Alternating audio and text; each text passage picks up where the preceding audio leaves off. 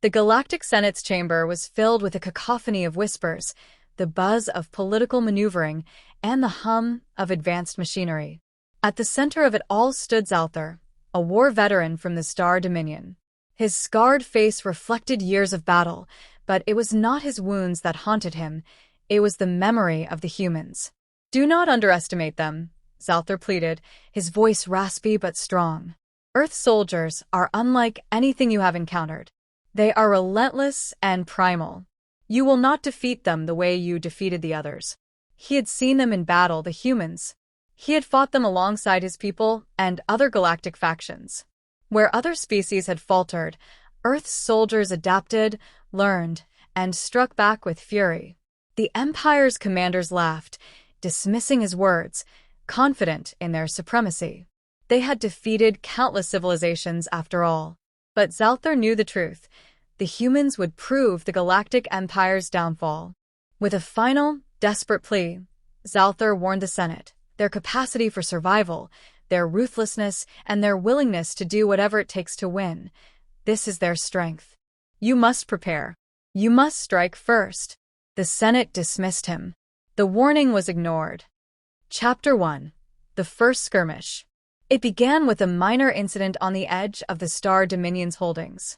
A small Earth fleet, seemingly insignificant by galactic standards, intercepted a supply convoy. The Star forces, confident in their technological superiority, obliterated them with ease. But there were no survivors. The wreckage carried clues, alien designs that were unmistakably human. Zalthor was not surprised. He had warned them, but now, as the galaxy buzzed with rumors of strange Earth ships appearing in remote sectors, his fears began to materialize. The humans were coming. Chapter 2. The Battle of Varden Prime. The first major clash occurred at Varden Prime, a planet of strategic importance. The Star Empire had set up a fortified base there, one they believed was impenetrable. Then the humans arrived. They were not like any other enemy Zalthor had ever encountered. Their ships were crude compared to galactic designs, but they packed a brutal punch. Earth soldiers fought with unmatched ferocity, adapting to every change in tactics, outflanking the enemy, exploiting weaknesses, and breaking through defensive lines as if the Star were mere practice targets. Zalthor's forces were overwhelmed.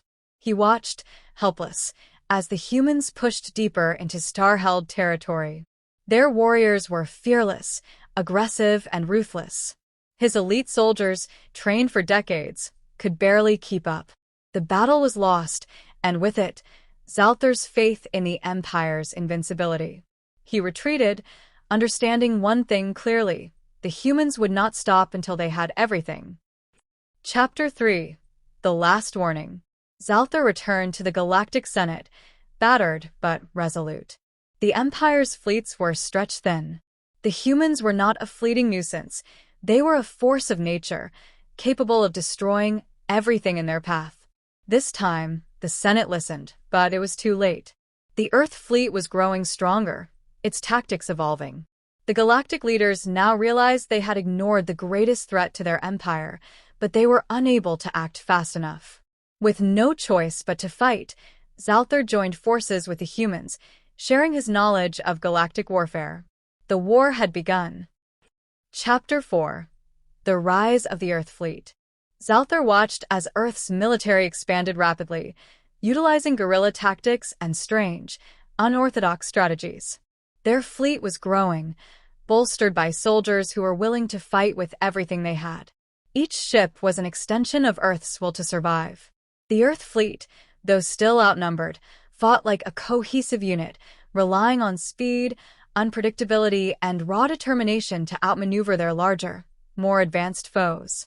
Zalthor could not help but admire them. The galaxy was in trouble.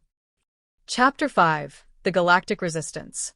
As Earth's forces tore through the galaxy, previously subjugated species began to rise up.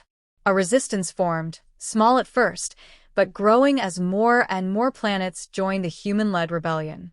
Zalthor, once a proud servant of the Empire, now fought alongside these rebels. Earth's soldiers were not just fierce warriors, they were revolutionaries, fighting for freedom and survival. Zalthor saw it now, the fire in their eyes.